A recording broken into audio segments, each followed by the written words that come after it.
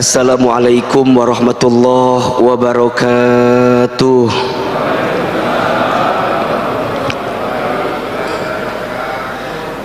Subhanallahi wa bihamdihi, subhanallahil azim, adada khalqihi wa ridha nafsihi wa zinata arshihi wa midada kalimatihi.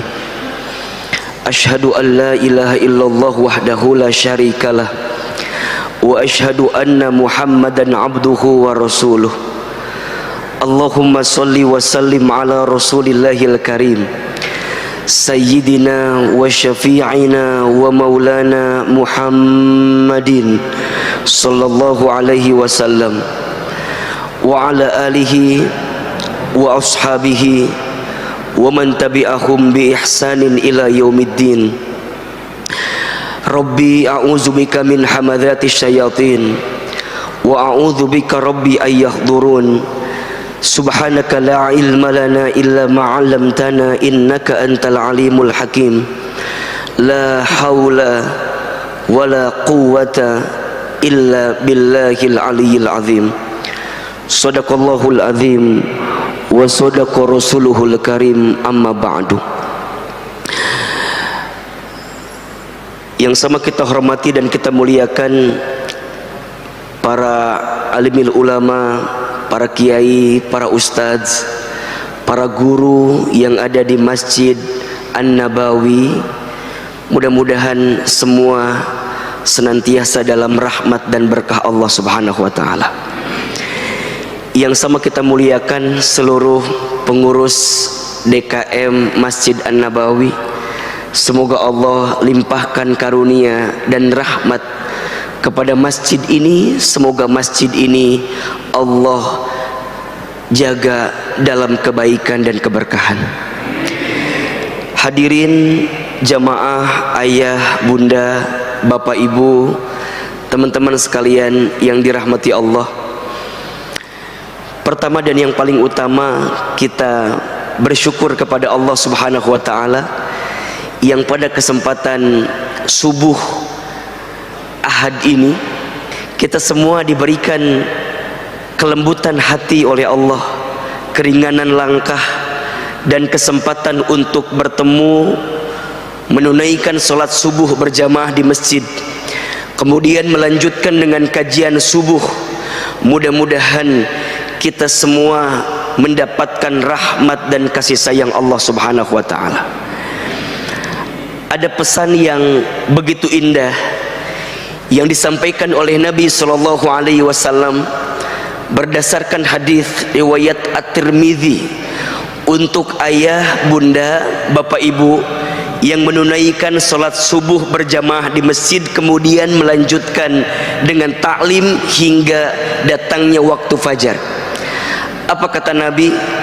Barang siapa yang menunaikan salat subuh di masjid kemudian dia duduk di masjid dalam rangka zikrullah, mendekat kepada Allah, menguatkan ketaatannya kepada Allah. Dia sholat di masjid kemudian dia duduk di situ sampai kapan? Sampai datangnya waktu syuruk, sampai terbit matahari. Setelah itu kemudian dia sholat 2 rakaat, maka di saat itu dia mendapatkan pahala seperti pahala haji dan umroh, taman, sempurna. Masya Allah. Maka di awal pertemuan ini saya menguatkan kebersamaan kita, menguatkan pertemuan kita. Mudah-mudahan niatkan dalam hati kita, kita sholat subuh sebagai bentuk kewajiban kita, kemudian kita taklim juga bagian dari faridah bagi kita, kewajiban bagi kita. Mudah-mudahan nanti selepas dari sini kita tunaikan 2 rakaat sholat. Setelah itu semoga kita mendapatkan pahala haji dan umroh sempurna. Amin amin ya rabbal alamin. Bapak ibu yang dirahmati Allah, senang hari ini saya diberikan kesempatan untuk bisa bersilaturahim kembali di Masjid An-Nabawi. Ini pertemuan yang kedua bagi saya. Pertemuan yang pertama waktu itu mengisi kajian mabit di akhir tahun 2021. Kemudian ini pertemuan saya yang kedua di Masjid An-Nabawi. Mudah-mudahan hadirin yang dirahmati Allah bisa menerima pertemuan ini sehingga kita bisa mendapatkan manfaat terbaik dari apa yang kita hadirkan saat ini. Mungkin ada di antara Bapak Ibu yang pernah melihat wajah saya. Ada yang pernah melihat di TikTok biasanya, atau di Instagram mungkin, atau mungkin di televisi. Perkenalkan, nama saya Hilman Fauzi. Saya tinggal di Sentul, di Bogor. Cukup lumayan jaraknya menuju ke Masjid An-Nabawi. Tapi saya percaya semakin jauhnya jarak tempuh dakwah kita, maka semakin besar juga pahalanya. Betul apa betul? Semakin besarnya pengorbanan kita, maka semakin besar juga pahalanya. Betul? Karena apa kata Nabi? Inna idhomal jazai ma'a idhomil balai. Sesungguhnya besarnya pahala itu tergantung beratnya ujian. Sesungguhnya besarnya pahala itu tergantung besarnya pengorbanan. Mudah-mudahan pengorbanan ayah bunda, bapak ibu kumpul di tempat ini, kemudian kami juga dari Bogor datang ke sini, mudah-mudahan mendapatkan pahala terbaik dari Allah Subhanahu wa taala. Amin amin ya rabbal alamin. Baik, sebelumnya saya mohon izin kalau kajian kita mungkin tidak terlalu serius-serius banget, Pak. Saya kalau kajian agak lebih santai biasanya. Jadi mohon izin kalau nanti agak lebih santai, agak lebih ringan. Mudah-mudahan kita bisa mengambil kebaikan dari apa yang kita hadirkan pagi ini insyaallah. Baik, kalau yang mau lebih kenal silakan follow aja Instagram saya, Hilman Fauzi. Kalau mau lebih tahu profilnya silakan aja lihat di Google, profil Ustadz Hilman Fauzi. Mudah-mudahan membantulah untuk kita bisa lebih kenal, lebih mendalam insyaallah. Baik, hari ini kita akan bicara tentang apa? Ada yang tahu? Tentang apa? Tentang rezeki. Tentang apa? Rezeki. Oke. Judul besarnya agar tenang dalam urusan rezeki. Sebelum saya lanjutkan, kira-kira di antara Bapak Ibu yang hadir pagi ini ada yang sedang gelisah dengan urusan rezeki atau tidak? Ada? Coba jawab yang kencang. Ada yang sedang gelisah dengan urusan rezeki? Ada? Kalau ada, saya lanjutkan kajiannya. Kalau tidak ada, cukup sekian dan terima kasih. Karena untuk apa dibahas? Karena aman semua kalau begitu. Ahilman, kenapa tema ini diambil? Salah satu alasannya karena di tengah kondisi seperti ini banyak orang yang gelisah dengan urusan rezeki. Betul apa betul? Iya apa iya? Nah, apa yang terjadi? Mohon maaf, tidak sedikit di antara kita yang stres gara-gara urusan rezeki, frustasi gara-gara urusan rezeki. Ujungnya apa? Stres pikirannya, frustasi keadaannya, sehingga dia tidak bisa mengambil kebaikan dalam hidupnya. Yang lebih parah, mohon maaf, rezekinya digelisahkan, yang ujungnya tidak menjadikan hidup dia bahagia, bahkan naudzubillah membuat dia jauh dari Allah Subhanahu wa taala. Ada orang yang frustasi, ada orang yang stres karena urusan rezeki. Ujungnya apa? Mohon maaf, tidak sedikit orang yang menyalahkan Allah. Tidak sedikit orang yang keluar daripada agama Allah. Tidak sedikit, mohon maaf, yang kemudian antipati untuk mendekatkan dirinya kepada Allah, yang pada akhirnya ini menjadi musibah yang sebenar-benarnya musibah. Jadi kalau ada di antara ayah bunda, bapak ibu yang bertanya, Ustadz Hilman, apa musibah yang sebenar-benarnya musibah? Musibah yang sebenar-benarnya musibah adalah saat kita ditimpa ujian, dengan ujian itu semakin menjauhkan kita dari Allah Subhanahu wa Ta'ala. Itulah musibah yang sebenarnya. Makanya kalau ada di antara kita, mohon maaf ya, diberikan ujian, diberikan masalah, tapi dengan ujian itu, dengan masalah itu malah semakin membuat kita jauh dari Allah, maka sungguh itulah musibah yang paling besar dalam kehidupan kita. Karena seharusnya, ini rumusnya, seharusnya kalau ada seseorang yang diberikan ujian, diberikan masalah, dengan ujian dan masalah itu semakin membuat dia dekat dengan Allah, maka disitulah anugerah yang sebenarnya. Termasuk dengan urusan rezeki. Kalau ada yang diuji pada bab urusan rezeki, ketika ujian itu datang malah menjadikan kita jauh dari Allah, lalai kepada Allah, lupa kepada Allah, maka sungguh itulah masalah yang paling besar dalam kehidupan kita. Maka insya Allah di pagi hari ini kita coba akan bahas secara lebih sederhana apa yang harus kita pahami tentang rezeki, sehingga kita bisa lebih tenang dalam urusan rezeki. Sampai di sini jelas atau tidak? Jelas? Baik. Tolong catat, ada 4 konsep atau ada 4 prinsip tentang rezeki berdasarkan Al-Quran dan hadis yang harus kita pahami sehingga mengantarkan ketenangan dalam hati kita. Ada berapa? Ada berapa?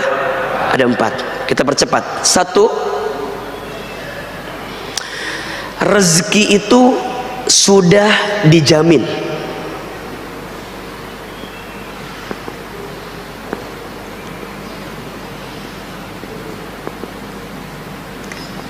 Oke, yang pertama apa? Ulangi, yang pertama apa? Rezeki sudah dijamin. Keterangannya ada di Quran surat Hud surat ke-11 ayat 6. Silakan dibuka. Surat apa? Surat Hud ayat 6. Silakan yang bawa mushaf Quran, silakan dibuka Al-Qur'annya. Yang ada aplikasi di handphonenya, yang ada Qur'annya, silakan dibuka. Surat apa tadi? Hud ayat berapa? Ayat 6. Rezeki sudah dijamin. A'udzubillahi minasyaitonirrajim. Bismillahirrahmanirrahim. Perhatikan dengan iman. Wa ma min dabbatin fil ardi illa 'alallahi rizquha wa ya'lamu mustaqarraha wa mustaudaha kullun fi kitabim mubin. Ada ayatnya atau tidak? Ada ayatnya? Ada. Ayo kita bedah sedikit demi sedikit. Di ayat itu Allah Subhanahu wa ta'ala berfirman, wa ma min dabbatin fil ardi, dan tidak ada makhluk yang bernyawa, yang bergerak, yang hidup fil ardi, di muka bumi. Oke, ya, illa, kecuali alallahi rizquha, dijamin oleh Allah rizkinya. Jelas ayatnya? Ada ayatnya? Tidak ada satu makhluk pun, bahkan jika kita menggunakan terjemahan yang lebih rinci, dabbah itu dipahami dengan makhluk yang melata, dengan makhluk yang melata. Jadi Allah ingin gambarkan kepada kita, hei manusia, makhluk yang melata saja, kira-kira begitu. Makhluk yang melata saja, yang mungkin terbatas pergerakannya, yang mungkin terbatas kemampuannya, yang mungkin terbatas segala organ tubuh dalam dirinya, apa kata Allah? Fil ardi, selama dia hidup di muka bumi, illa 'alallahi rizquha, dijamin oleh Allah rizkinya. Makhluk yang melata aja rizkinya ada, apalagi manusia. Ayo kita jelaskan, makhluk yang melata itu contohnya apa kira-kira? Apa? Buaya? Meni langsung buaya aja. Coba tuh yang agak-agak ringan dulu, jangan langsung buaya. Apalagi contohnya kira-kira? Apa? Cicak. Setuju ya? Oke, Ahilman mau tanya, cicak ada rizkinya atau tidak? Cicak ada rizkinya? Oke, rizki cicak itu apa? Nyamuk. Kata siapa? Kata lagu kan ya? Oke, cicak di mana kerjanya? Cicak di mana kerjanya? Di dinding. Apa pekerjaan cicak? Oke, cicak di dinding diam merayap, datang seekor nyamuk, terus hap, lalu ditangkap. Oke, berdasarkan lagu itu, cicak di mana kerjanya?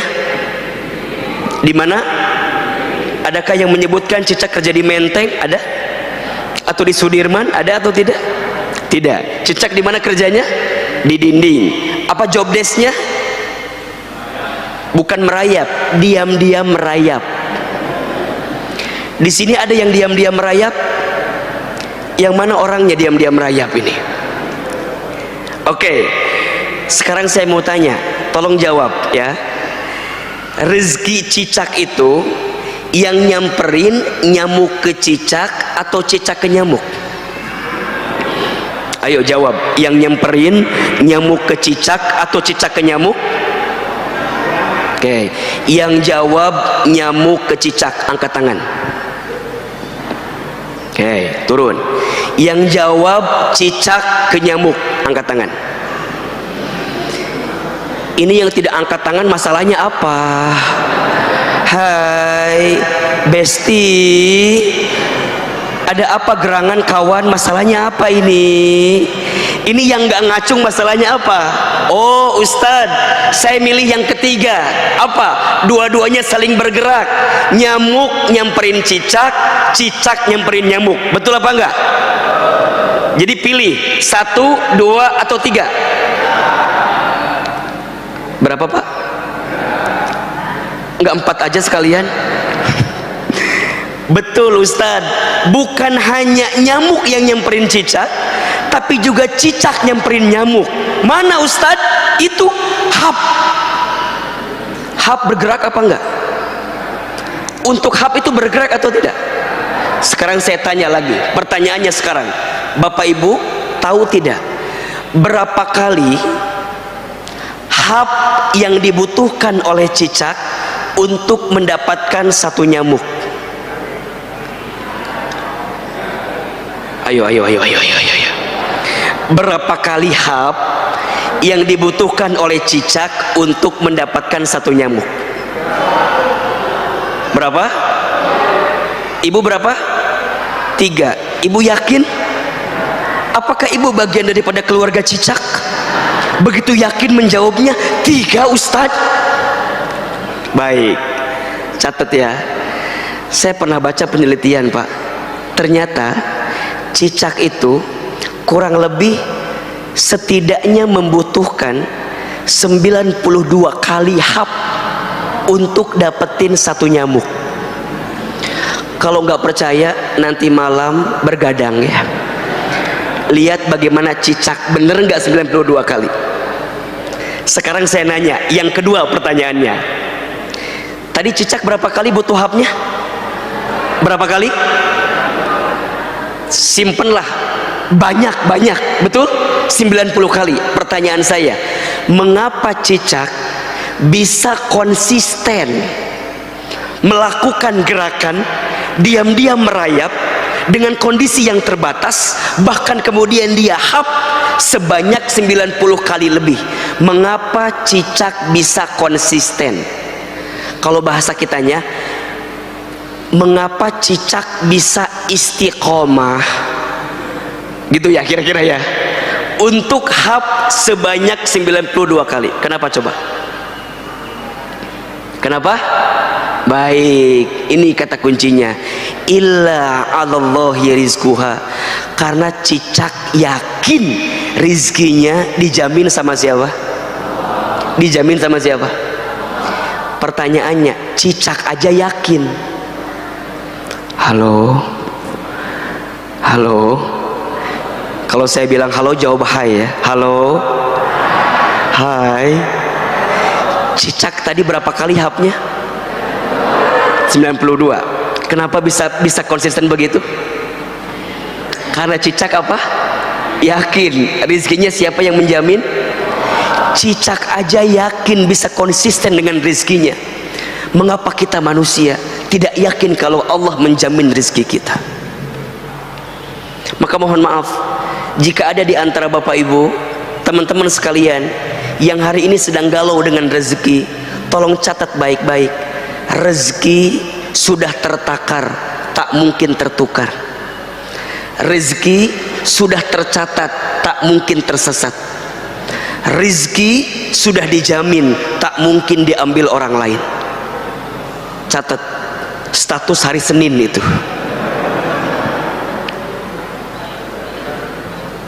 Hari apa? Hari Senin. Rezeki sudah tertakar, tak mungkin tertukar. Rezeki sudah tercatat, tak mungkin tersesat. Rezeki sudah dijamin, tak mungkin diambil orang lain. Berarti apa Ustadz? Illa 'alallahi rizquha. Yang menjamin rezeki kita siapa? Allah. Yang mengatur rezeki kita siapa? Allah. Yang menakar rezeki bagi kita siapa? Allah. Pertanyaannya, mengapa kita masih tidak yakin dengan rezeki kita? Berarti apa Ustadz? Selama kita hidup, kata kuncinya, selama kita hidup di muka bumi, maka selama itulah masih ada catatan rezeki untuk kita. Dan itu pun pula yang langsung disebutkan oleh Nabi SAW. Apa kata Nabi? Ya ayuhan nas, wahai manusia, inna ahadakum lan yamuta hatta yastakmila rizquhu. Sesungguhnya kamu sekalian tidak akan pernah mati, tidak akan pernah wafat, hatta yastakmila rizquha, sampai sempurna rizkinya. Itu siapa yang bilang? Siapa yang bilang? Rasulullah Shallallahu Alaihi Wasallam. Kita tidak akan pernah wafat, tidak akan pernah mati sampai sempurna rizkinya.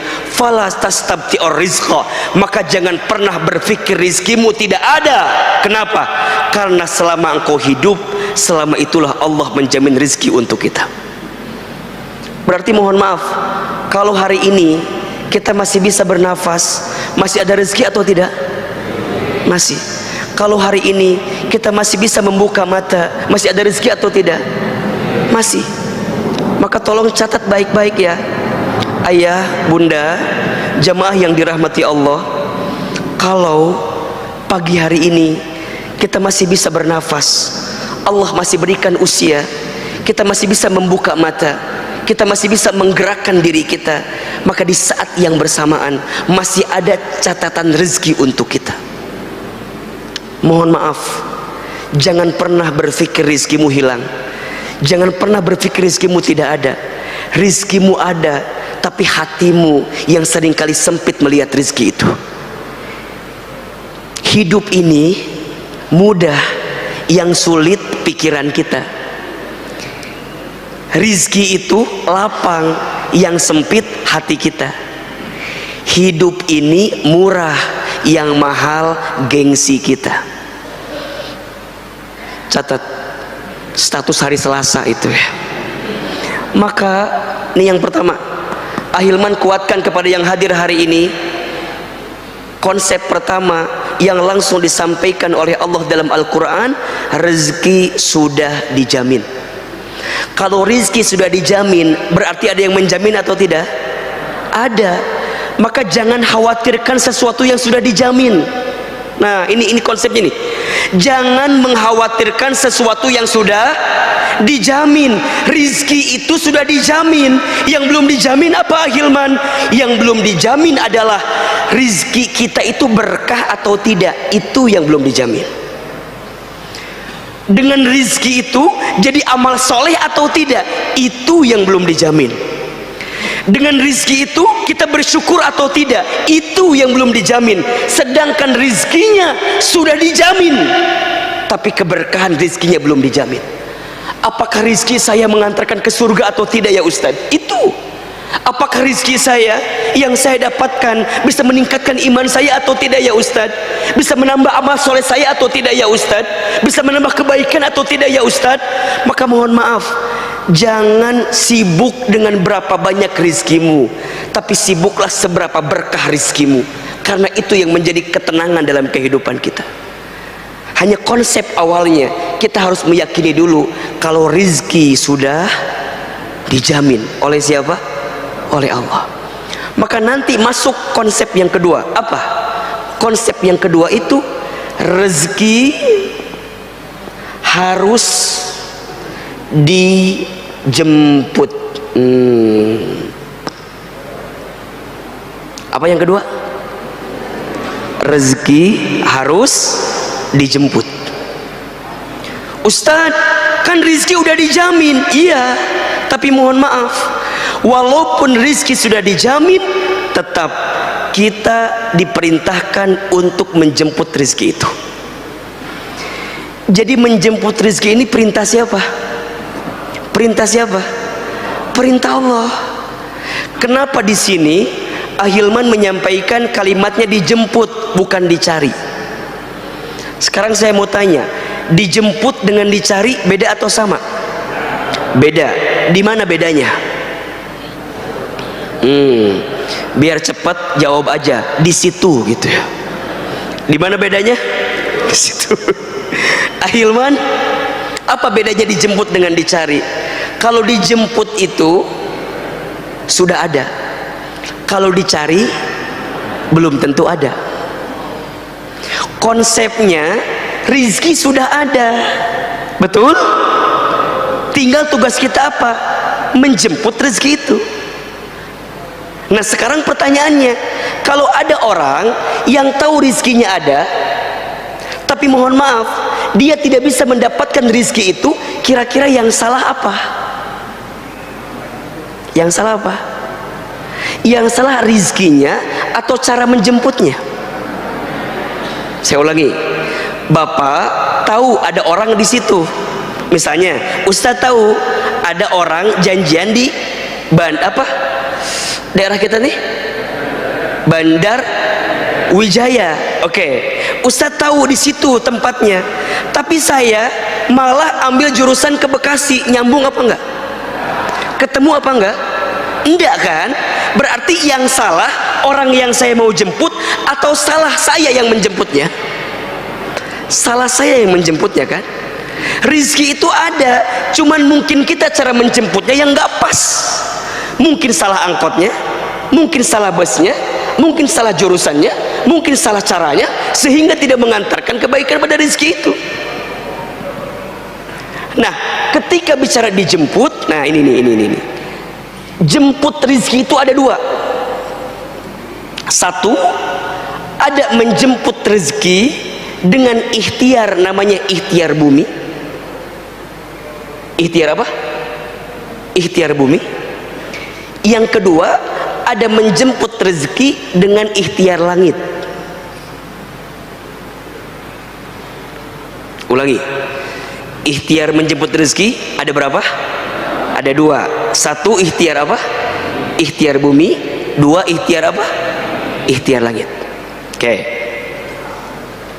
Berarti sekarang saya tanya begini, bekerja itu harus atau tidak? tolong jawab. Bekerja itu harus atau tidak? Wajib atau tidak? Usaha itu wajib atau tidak? Wajib. Kalau ada yang berdagang kemudian itu usahanya, jadi wajib atau tidak? Jadi wajib. Usaha itu wajib, ikhtiar itu wajib, kita bekerja itu wajib. Karena itu perintah dari siapa? Perintah dari Allah. Maka mohon maaf kalau ada yang bilang gini, Ustadz, kenapa kita harus bekerja? Kan rezeki udah dijamin. Kan kadang-kadang ada yang nanya begitu. Ya, iya apa enggak? Ada yang nanya, Ustadz, kan rezeki udah dijamin katanya, terus ngapain kita kerja? Gitu kan? Sekarang apa jawabannya? Halo? Halo? Halo? Katanya rezeki sudah dijamin, terus ngapain kita bekerja? Apa jawabannya? Karena apa? Ya sudah, saya kasih waktu 1 hari 24 jam ya untuk merenungkan jawabannya. Kan tadi sudah saya sampaikan, kenapa kita bekerja? Karena ini perintah dari siapa? Allah. Kita itu ikhtiar bukan semata-mata untuk rezeki, bukan semata-mata untuk dapat rezeki, bukan. Kalau bekerja untuk rezeki, kalau kita nggak dapat, kita nyalain pekerjaannya nanti. Kalau kita dapat, kita menuhankan pekerjaan. Ini bahayanya. Jadi kalau kita mikirnya bekerja itu menentukan rezeki kita, khawatirnya nanti kita menuhankan pekerjaan kita. Sampai keluar kalimat, Ustadz, kalau saya nggak kerja nanti makan apa? Ya nggak? Kalau saya nggak kerja nanti hidup saya gimana? Pertanyaan saya, itu kalimatnya benar apa salah? Benar apa salah? Salah. Bekerja itu bukan semata-mata untuk mendapatkan rezeki, tapi bekerja itu adalah kewajiban kita kepada Allah yang Allah perintahkan kepada kita. Makanya mohon maaf Bapak Ibu, di dalam Islam bekerja itu adalah aktivitas yang sangat mulia. Disebutkan kata Nabi, barang siapa yang keluar dari rumahnya untuk mencari nafkah bagi keluarganya, maka dia sedang berada dalam jihad fi sabilillah. Masya Allah. Jadi kalau ada seorang ayah, seorang suami yang bekerja, berdagang, berusaha untuk mencari nafkah bagi keluarganya, maka dia sedang berada di jalan fi sabilillah. Makanya mohon maaf, memahami jihad fi sabilillah itu bukan hanya berperang, bukan hanya artinya ada orang yang menyerang kita kemudian kita berperang, bukan hanya itu. Tapi memahami jihad fisabilillah dengan cara apa? Bagaimana kita bersungguh-sungguh untuk mendapatkan kebaikan dalam hidup kita. Seorang murid yang belajar dengan sungguh-sungguh untuk menghilangkan kebodohan, dia sedang apa? Jihad fisabilillah. Seorang ayah, seorang suami yang dia bekerja untuk mengangkat derajat keluarganya, memberikan nafkah bagi keluarganya, itu ibadah atau bukan? Ibadah. Itu jihad atau bukan? Itu jihad. Ada orang tua yang banting tulang mengurus anaknya, kemudian dia lelah, dia capek, dia peras keringat, banting tulang, kaki di kepala, kepala di kaki, untuk memberikan yang terbaik bagi anaknya. Itu jihad atau bukan? Itu jihad. Maka ikhtiar itu adalah kewajiban kita kepada Allah, sedangkan rizkinya tetap Allah yang mengatur untuk kita. Maka ikhtiar itu kewajiban. Di mana keterangannya Ustadz? Dibuka Quran surat Al-Mulk ayat 15. Surat apa? Surat apa? Al-Mulk ayat 15. Coba dibuka. Apa kata Allah di dalam ayat itu? A'udzubillahi minasyaitonirrajim. Bismillahirrahmanirrahim. Huwallazi ja'ala lakumul arda dalulan famshu fi manakibiha wa kulu min rizqihi wa ilaihin nusur. Perhatikan kalimatnya. Huwallazi, dialah Allah, ja'ala lakumul arda, yang menjadikan bumi ini zalulan, luas dan mudah untuk kamu jelajahi. Apa perintahnya? Famshu fi manakibiha, maka berjalanlah di muka bumi. Ada atau tidak? Ada. Kalau bahasa lainnya, maka ikhtiarlah, maka berusahalah, maka bekerjalah. Kemudian apa? Wakulu min rizki, dan makanlah sebagian yang Allah rizkikan kepada kamu sekalian. Perhatikan ayat ini. Berarti bekerja itu kewajiban atau bukan? Berusaha itu kewajiban atau bukan? Berikhtiar itu kewajiban atau bukan? Kewajiban. Maka mohon maaf, Islam bukan agama yang mengajarkan bermalas-malasan. Islam bukan agama yang mengajarkan kita untuk tidak berikhtiar dalam penuh kebaikan. Justru Islam adalah agama yang sangat mengajurkan umatnya untuk apa? Untuk bekerja dengan baik, untuk bekerja dengan profesional, untuk bekerja dengan disiplin, untuk bekerja dengan baik. Kenapa? Karena ini bagian daripada ikhtiar kita menjemput rezeki. Makanya mohon maaf ya, Ahilman mah paling kesel sama orang yang bikin status akan indah pada waktunya. Kerja nggak mau, bisnis nggak mau, silaturahmi nggak mau, datang ke pertemuan-pertemuan bisnis nggak mau, suruh dagang nggak mau, malam tidur, pagi-pagi bikin status. Apa tulisannya? Apa tulisannya? Akan indah pada waktunya. Asatu nyambung eta teh. Akan indah pada waktunya itu hanya berlaku bagi mereka yang mau menjemputnya, yang mau berikhtiarnya. Maka ingat, bekerja itu ikhtiar apa tadi? Ikhtiar apa? Ikhtiar bumi. Tapi mohon maaf, jangan terlalu mengandalkan ikhtiar bumi. Kalau kita mengandalkan ikhtiar bumi, berarti kita hanya terlalu pede dengan kemampuan kita. Maka nanti ada ikhtiar langit, apa? Ketakwaan. Gitu. Karena kita yakin yang menjamin rezeki adalah Allah Subhanahu wa ta'ala. Betul? Maka saat kita menginginkan rezeki dari Allah itu, jemputlah rezeki tadi dengan cara yang Allah inginkan kepada kita. Apa? Ketakwaan. Wa may yattaqillaha yaj'al lahu makhraja wa yarzuqhu min haitsu la yahtasib. Barang siapa yang bertakwa kepada Allah, niscaya Allah akan tunjukkan jalan keluar dari setiap masalah yang sedang dihadapi. Wa yarzuqhu min haitsu la yahtasib, dan Allah akan memberikan rizki dari jalan yang tidak disangka-sangka. Jelas sampai di sini? Jelas? Jadi kalau ayah bunda, bapak ibu, teman-teman sekalian ingin meningkatkan rizki dalam hidupnya, simple, tingkatkan ketakwaannya. Ini rumus bukan kata Ahilman, langsung Allah sebutkan dalam Al-Quran. Ustadz, apa itu takwa? Takwa itu artinya ketundukan, kepatuhan kita kepada Allah dengan cara apa? Mengerjakan semua perintah Allah dan meninggalkan semua larangan Allah itu. Maka nanti, lihat. Maka nanti seseorang yang berikhtiar menjemput rezeki, jika ketakwaan yang menjadi landasannya, indikator rezekinya bukan banyak atau sedikit, bukan untung atau rugi. Kalau dia kerja, lihat gaji, bukan banyak atau besar kecil, bukan. Kalau dia dagang, mikirnya bukan hanya untung rugi, bukan. Kalau dia berikhtiar, bukan jauh atau dekat, bukan. Tapi karena urusannya ketakwaan, maka dia akan berpikir begini, ini halal atau haram?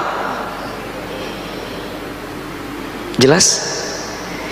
Ini mengantarkan saya ke surga atau ke neraka? Kalau saya bisnis saya ini membawa manfaat atau madarat, itu yang jadi pertimbangan dalam dirinya. Jadi pertimbangannya bukan untung rugi, pertimbangannya bukan hanya profit atau loss, pertimbangannya bukan hanya banyak atau sedikit, tapi pertimbangannya adalah berkah atau tidak, halal atau haram, mengantarkan saya ke surga atau tidak. Maka apa perintah Allah kepada kita? Ayo engkau bekerja. Tapi ingat, ketika engkau berikhtiar, carilah yang halal dan carilah yang thayyib. Betul apa enggak? Jadi nanti ikhtiar bumi yang tadi kita awalnya harus kerja, iya, tapi ditambah lagi kerjanya harus halal, harus baik. Quran surat Al-Baqarah ayat 168 dikuatkan lagi dengan Quran surat Al-Baqarah ayat 172. Coba dibuka. Surat apa? Al-Baqarah ayat berapa? 168 dan surat Al-Baqarah ayat 172. Perhatikan. A'udzubillahi minasyaitonirrajim. Bismillahirrahmanirrahim. Apa perintah Allah kepada kita? Ya ayyuhan nas, wahai manusia. Yang dipanggil siapa? Manusia. Kalau ada ayat yang diawali dengan ya ayyuhan nas, maka ayat ini sifatnya universal. Berarti bukan hanya kepada orang yang beriman saja, bukan hanya kepada orang muslim saja, tapi kepada semuanya. Hei manusia, termasuk berlaku untuk mereka yang non muslim. Apa? Kulu, carilah. Kulu, makanlah. Kulu, dapatkanlah. Kulu, ikhtiarlah. Mimma fil ardi, dari apa-apa yang ada di muka bumi. Apa perintahnya? Halalan thayyibah. Carilah yang halal, carilah yang baik. Kalau bahasa gampang kita gini, carilah yang halal, carilah yang baik. Kalau dapetin rizki, kalau mau selamat, dapetinlah yang halal, dapat yang baik. Kalau jadi pejabat, jangan korupsi,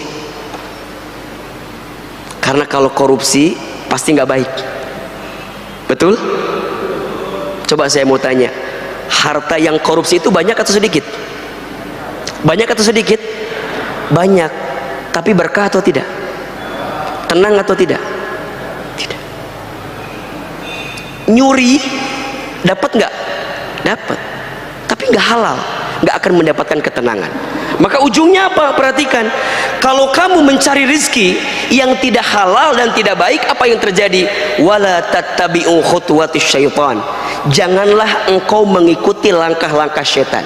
Berarti mohon maaf ya, kalau kita berikhtiar menjemput rezeki, patokannya bukan halal, bukan baik, berarti kita sedang mengikuti langkah siapa? Langkah syaitan. Apa ujungnya? Perhatikan, innahu lakum aduwwum mubin. Rizki tadi, harta tadi yang kamu dapatkan itu tidak akan pernah menjadi kebaikan untuk kamu, kecuali jadi apa? Aduwwum mubin, jadi musuh yang nyata bagi kamu. Sekarang saya mau tanya begini, Bapak Ibu, ada nggak satu kondisi, mohon maaf, hartanya banyak tapi hatinya gelisah? Ada atau tidak? Ada? Gajinya besar tapi hatinya gelisah. Ada atau tidak? Banyak. Hartanya berlimpah tapi tidak mengantarkan ketaatan dia kepada Allah. Banyak atau tidak? Kalau ada yang semisal itu, tolong catat baik-baik, evaluasi. Mungkin harta kita tidak berkah.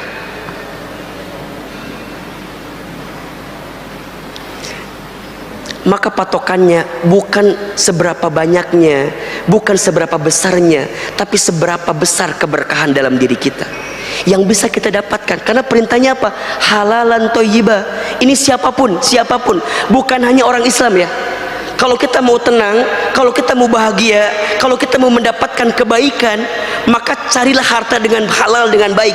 Pasti tenang, pasti tenang. Tapi mohon maaf, perhatikan, surat Al-Baqarah 172, levelnya naik. Coba lihat, ketemu ayatnya? A'udzubillahi minasyaitonirrajim. Ya ayyuhalladzina amanu, wahai orang-orang yang beriman. Di ayat 172 yang disapa siapa? Yang disapa siapa? Orang beriman. Jadi kalau yang tadi yang disapa manusia, kalau yang ini yang disapa siapa? Orang beriman. Perhatikan kalimatnya, bagus sekali. Kulu min thayyibati ma razaqnakum. Wahai orang yang beriman, carilah, makanlah dengan apa-apa yang Allah berikan kepada kamu, min thayyibati, dari yang baik-baik saja. Menariknya, di ayat 168 ada kalimat halal, di ayat 172 halalnya dihilangkan, langsung masuk kalimat thayyib. Di ayat sebelumnya kalimat thayyibnya bentuknya mufrad, bentuknya tunggal. Di ayat 172 bentuknya jamak, thayyibat. Betul? Betul? Pertanyaannya, mengapa di ayat 172 kalimat halalnya dihilangkan?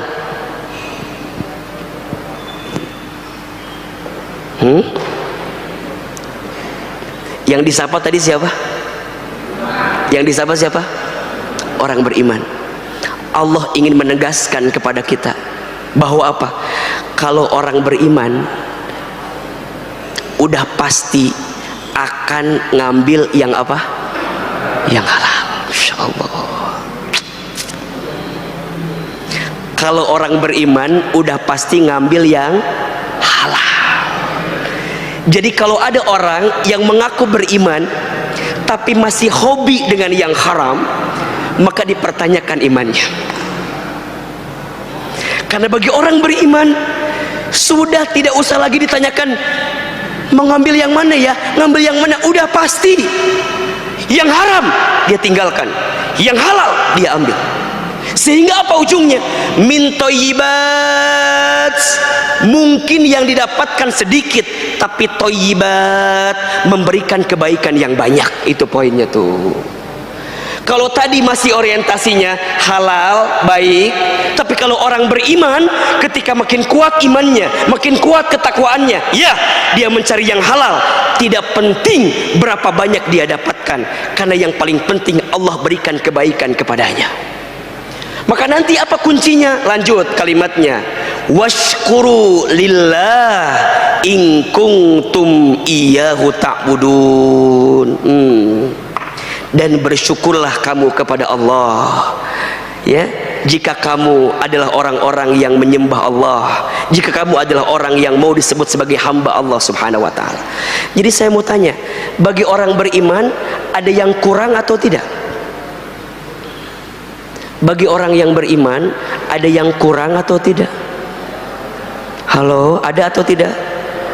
Mohon maaf, bagi orang beriman tidak ada kata kurang dalam urusan rezeki. Karena bagi orang beriman semuanya cukup yang Allah berikan kepada kita.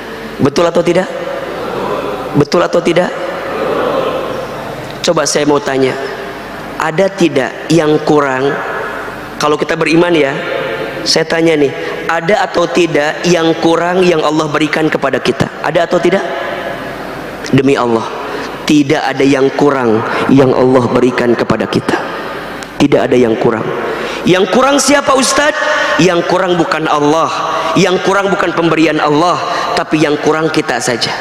Ustadz, kita kurang apa? Mohon maaf, kita ini dikasih nikmat kurang syukur, dikasih ujian kurang sabar, ketika beramal kurang ikhlas, ketika ada takdir kurang ridho, kalau dikumpulin kurang ajar. Betul apa betul? Dikasih nikmat kurang apa? Jawab, kurang apa? Kurang syukur. Dikasih ujian kurang apa? Kurang sabar. Ketika beramal kurang apa? Kurang ikhlas. Ketika ada takdir kurang apa? Kurang ridho. Kalau dikumpulin kurang apa? Ulangi lagi, dikasih nikmat kurang apa? Kurang syukur. Dikasih ujian kurang apa? kurang sabar. Ketika beramal kurang apa?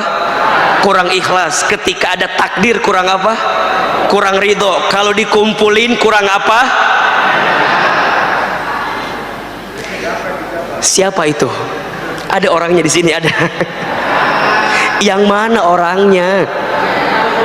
Jawab atuh. Saya. Siapa orangnya? Siapa orangnya? Tidak ada yang kurang. Selama engkau menjemput rezeki, maka selama itu Allah berikan kebaikan kepada kita semua. Maka ingat, ikhtiar menjemput rezeki itu ada dua. Ada ikhtiar bumi, cari yang halal, cari yang thayyib. Ada ikhtiar langit, tingkatkan ketakwaan kita kepada Allah, maka Allah akan berikan rezeki kepada kita. Jelas sampai di sini? Ustadz, kalau ketakwaan bisa meningkatkan rezeki, berarti kemaksiatan bisa menghambat rezeki. Insya Allah. Saya ulangi, kalau ketakwaan bisa meningkatkan rezeki, berarti kemaksiatan bisa menghambat rezeki. Mohon maaf, mengapa ada yang diuji? Mohon maaf ya, ada orang yang hartanya Masya Allah berlimpah, tapi keluarganya tidak rukun, anak-anaknya tidak soleh-solehah.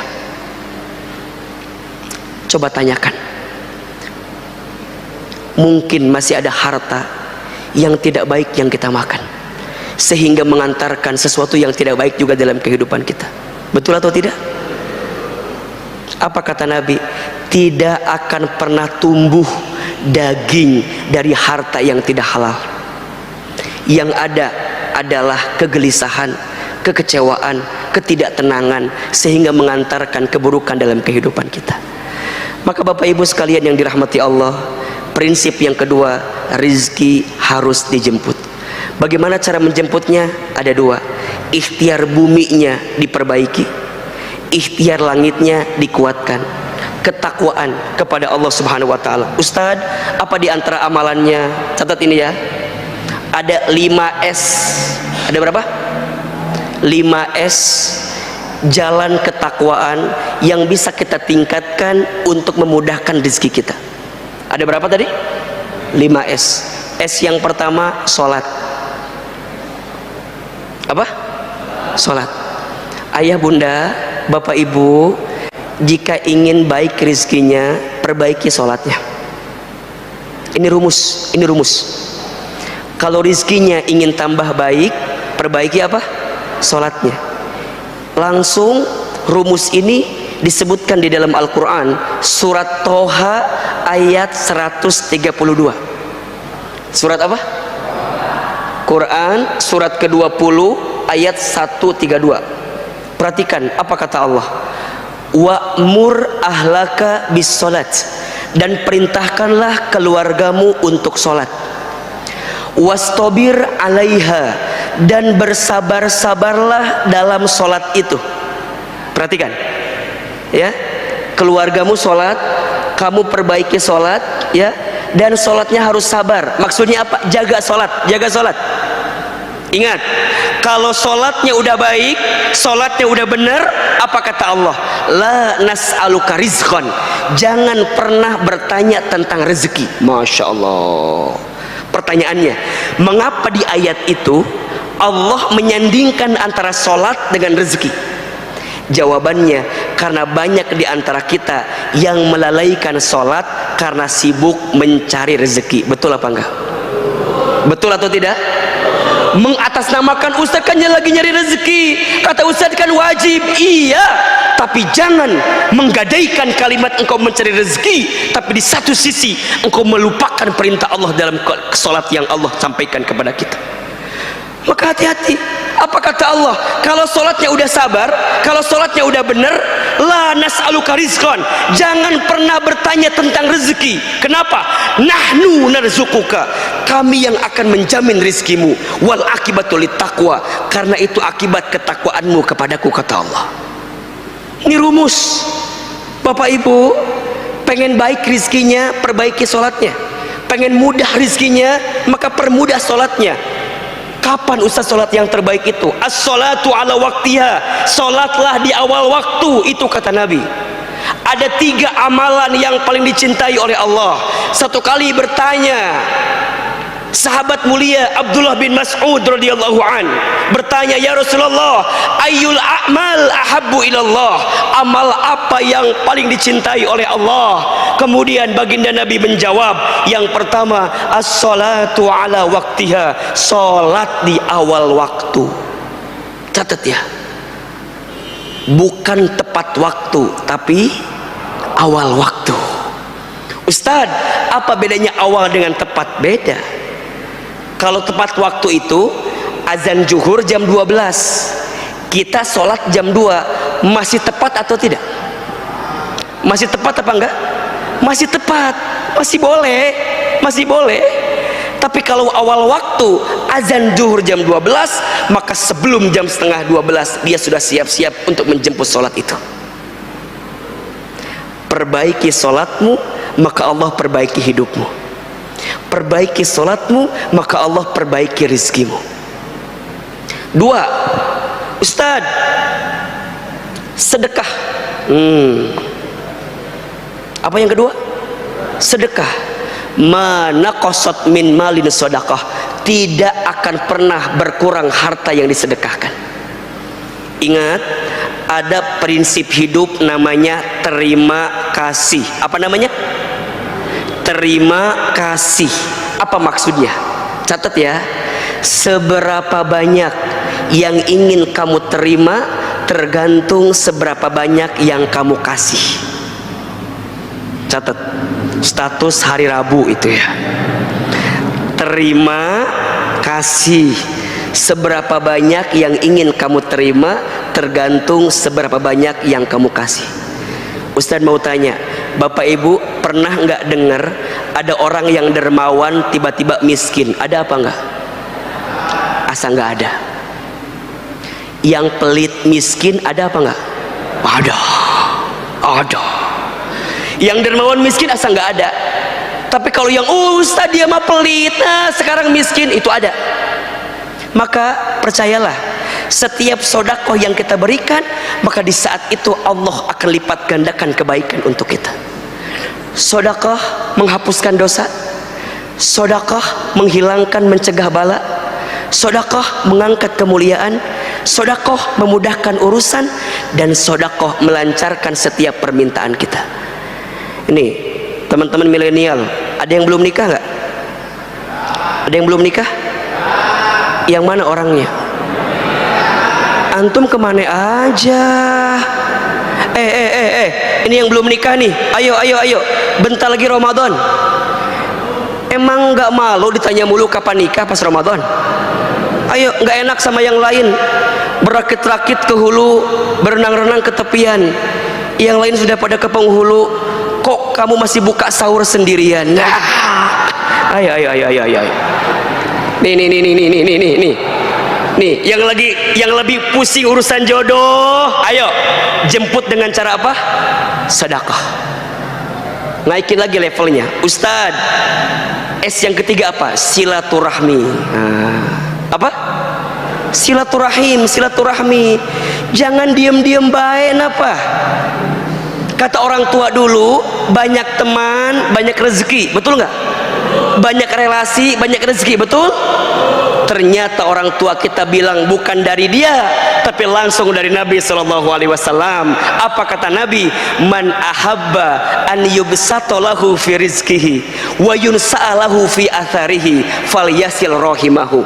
Barang siapa yang mau dilapangkan rezekinya, dipanjangkan umurnya, maka sambungkan silaturahmi. Insyaallah. Yang keempat, saum, puasa. Puasa menahan al-imsak, menahan dirimu untuk tidak melakukan sesuatu yang buruk. Betul? Maka perbanyak puasa. Allah mudahkan rezeki bagi kita. Dan yang terakhir, ini levelnya nih, ya, S-nya adalah selamat santun dalam bersikap. Maksudnya apa Ustadz? Dia punya akhlak yang baik dalam kehidupan. Inna rahmatallah qaribun minal muhsinin. Sesungguhnya rahmat kasih sayang Allah itu sangat dekat dengan orang yang senantiasa berbuat baik. Kalau kita ingin mendapatkan kebaikan, jadilah orang baik. Khususnya, catat ya, khususnya kalau kita masih punya orang tua, muliakan orang tua kita. Karena keberkahan rizkimu itu ditentukan seberapa besar engkau memuliakan orang tuamu. Ridullah fi ridul walidain wa sukhtullah fi sukhtil walidain. Ridhonya Allah ada pada ridhonya orang tua, murka bencinya Allah ada pada murka benci orang tua. Mohon maaf kalau ada di antara hadirin sekalian yang hari ini sedang punya persoalan, sedang sempit, sedang sulit, sedang punya masalah, dan teman-teman sedang bingung, Ustaz, apa ya masalah yang sesungguhnya? Coba evaluasi. Mungkin ada perbuatan kita yang pernah menyakiti hati orang tua kita. Mungkin ada kelakuan kita yang pernah menyinggung perasaan orang tua kita. Karena satu kali saja kita menyakiti hati orang tua kita, menyinggung perasaan orang tua kita, maka jangan kaget kalau ada kekecewaan yang datang dalam kehidupan kita, khususnya kepada ibu kita. Satu kali sahabat bertanya, "Ya Rasulullah, kepada siapakah aku harus berbuat baik?" Rasul menjawab, "Ummuka," kepada ibumu. Kemudian, "Summa ummuka," kepada ibumu. Kemudian, "Summa ummuka," kepada ibumu. Kemudian, "Summa abuka," kepada bapamu. Ibu disebutkan 3 kali, bapak disebutkan 1 kali. Kenapa Ustaz? Ya, karena ada pengorbanan ibu yang tidak dilakukan oleh seorang ayah. Apa diantaranya? Ustaz sering bilang ada 5 air yang dikeluarkan oleh seorang ibu yang tidak akan bisa digantikan oleh anaknya. Ada berapa? Ada 5 air yang dikeluarkan oleh seorang ibu bagi anaknya yang tidak akan bisa digantikan oleh anaknya. Apa diantaranya Ustaz? 1, air ketuban saat ibu mengandung anaknya. 2, air darah saat ibu melahirkan anaknya. 3, air susu saat ibu menyusui anaknya. 4, air keringat saat ibu merawat membesarkan anaknya. 5, air mata saat ibu menangis mendoakan anaknya. Mohon maaf bos, mohon maaf bapak ibu, boleh jadi hari ini kita sukses, hari ini kita hebat, bukan karena hebatnya kita, tapi karena hebatnya doa orang tua kita, karena hebatnya doa ibu kita. Maka jangan kaget kalau ada orang, kalau ada anak yang lupa berbakti sama orang tuanya, kalau ada anak yang lupa memuliakan orang tuanya, maka jangan kaget. Cek, itu urusan dunianya Allah porak-pogandakan, habis. Kenapa? Dia lupa menjemput keramat terbaik dalam hidupnya. Siapa? Orang tua. Maka ini anak-anak saya, adik-adik saya nih yang milenial khususnya, kalau antum rezekinya pengen lancar, pengen mudah, karirnya bagus, udah sayangi orang tua kita, muliakan orang tua kita. Karena Ahilman sangat percaya dengan izin Allah, apa yang hari ini saya dapatkan itu hasil daripada kebaikan orang tua saya. Sedikit saya cerita ya, saya itu waktu kecil bisa dibilang nakal lah begitu. Tapi ibu saya suka bilang, nanti Iman bakal jadi ustadz ya, mama doain. Itu tetangga sering komplain ke ibu saya, "Bu, ini si Iman begini. Apa kata ibu saya? Maafin anak saya ya, insya Allah nanti anak saya jadi ustadz," katanya. Maka lulus SD, saya dimasukin ke pondok, ke pesantren. Saya nyantren lah di pesantren. Mungkin bapak ibu pernah dengar pondok pesantren Darul Arqam. Salah satu alumninya Ustadz Adi Hidayat. Saya adik kelas beliau, beda 4 tahun atau 5 tahun dengan beliau di pondok pesantren. Saya sekolah di sana, saya mondok di sana. Selama saya mondok itu saya mengalami banyak proses kehidupan yang begitu panjang. Salah satunya saya banyak berinteraksi dengan ibu saya. Jadi ibu saya itu punya penyakit stroke. Jadi kalau makan itu harus disuapin sama saya gitu. Jadi kalau saya lagi libur dari pesantren, kemudian saya pulang ke rumah, saya nyuapin ibu saya. Dan ketika nyuapin itu, kalau lagi sarapan pagi-pagi, ibu saya itu suka nonton ceramah ustadz-ustadz di TV gitu. Apa kata ibu saya? Iman, nanti mamah bakal nonton Iman ceramah di TV ya, kayak ustadz itu. Terus saya bilang, nggak mungkin mah, kita orang desa, orang kampung, saya asli orang Garut, kayaknya nggak mungkin mah. Apa kata ibu saya?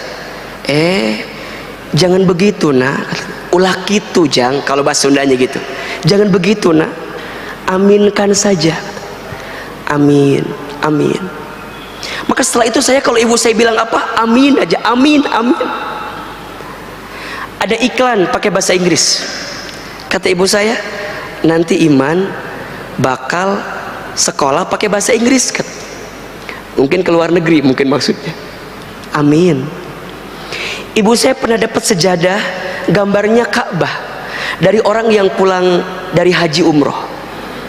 Saya perhatikan ibu saya kalau setelah sholat suka baca talbiyah, labbaik Allahumma labbaik. Saya tanya, Mama kenapa kalau setelah sholat suka baca talbiyah? Kata mama saya, Iman, Mama tuh ingin sekali berangkat ke Baitullah. Terus saya bilang, kenapa nggak berangkat? Dari mana uangnya? Katanya. Dipegang pipi saya, diusapin. Kalau Mama nggak sempat berangkat ke Baitullah, Mama doain ya, Iman bisa bolak-balik ke Baitullah. Amin, amin. Hadirin yang dirahmati Allah, dengan izin Allah, apa yang pernah ibu saya ucapkan dulu, saat ini kejadian semua.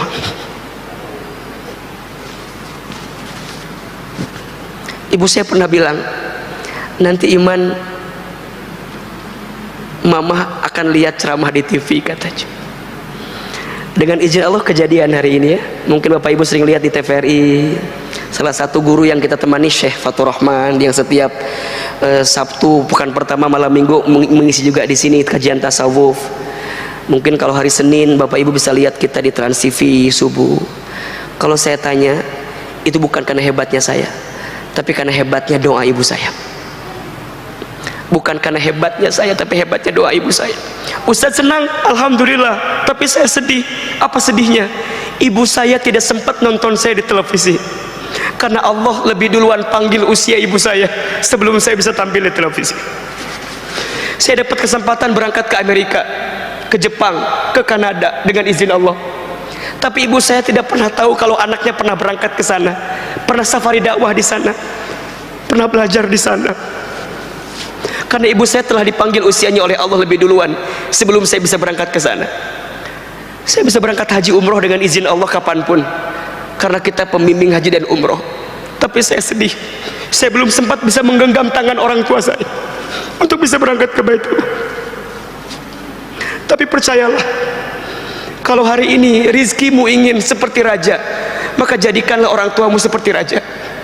Jika ingin rizkimu mulia, maka muliakanlah orang tuamu, karena saat engkau memuliakan orang tuamu, maka Allah akan muliakan kehidupanmu. Maka jadilah orang baik, jadilah orang baik, jadilah anak yang soleh, jadilah orang yang senantiasa menghadirkan kebaikan, kebaikan, kebaikan, karena setiap kebaikan akan mengantarkan kebaikan. Hal jazaul ihsan illal ihsan. Tidak ada satu kebaikan pun kecuali balasannya adalah kebaikan. Maka Bapak Ibu sekalian, konsep yang kedua, rizki harus dijemput. Bagaimana cara menjemputnya? Ada dua, ikhtiar bumi, ikhtiar langit. Apa ikhtiar langitnya? Tingkatkan ketakwaan. Apa jenis ketakwaannya? Minimal 5 tadi: sholat, sedekah, silaturahim, saum, dan jadilah pribadi yang soleh. Khususnya jika ada seorang anak, jadilah anak yang soleh di hadapan orang tua kita. Masih ada 2 poin lagi.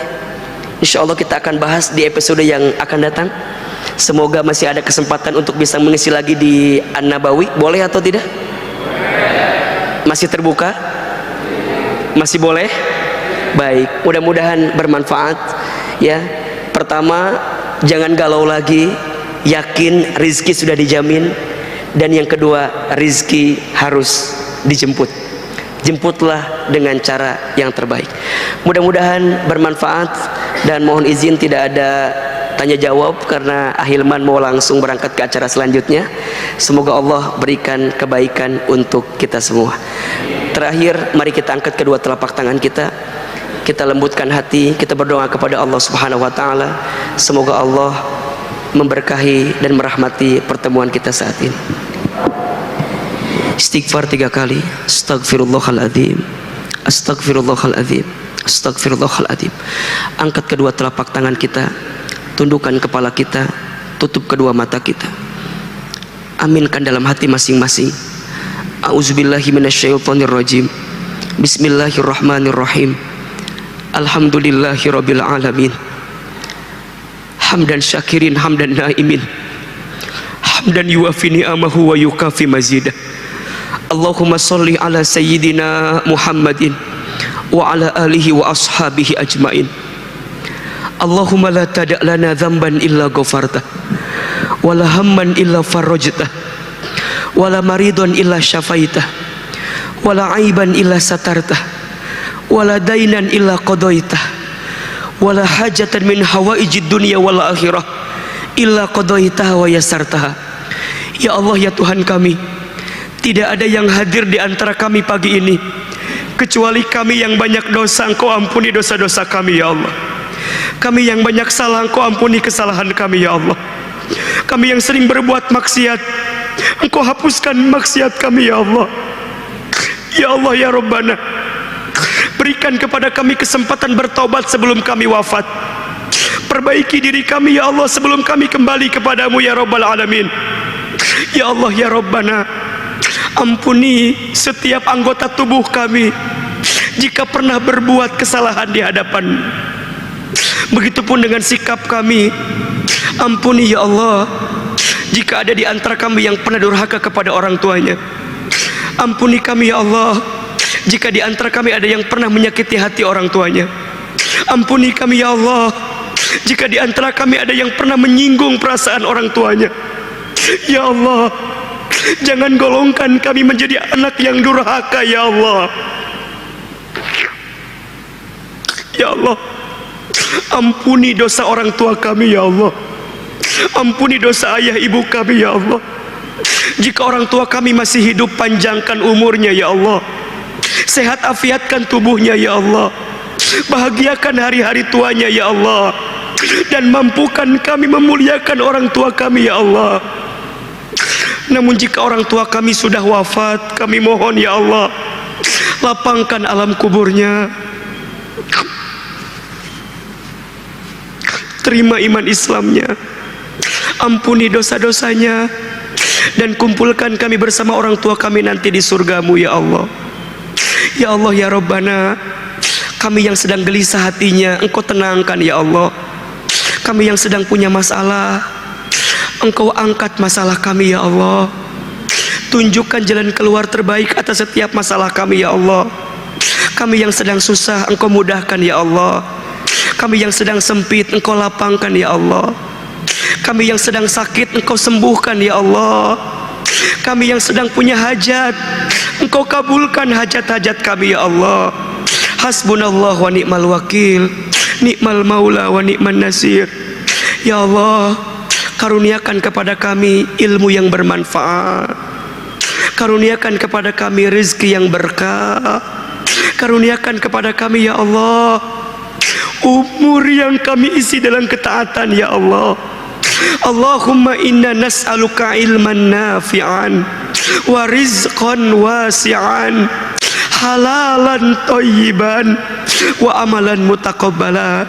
Allahumma kfina bihalalika an haramika wa aghnina bifadlika amman siwaka. Ya Allah, cukupkan kami dengan yang halal dan jauhkan kami daripada yang haram. Ya Allah, kayakan kami dengan karunia-Mu daripada kami bergantung kepada selain-Mu. Allahumma a'inna ala zikrika wa syukrika wa husni ibadatika.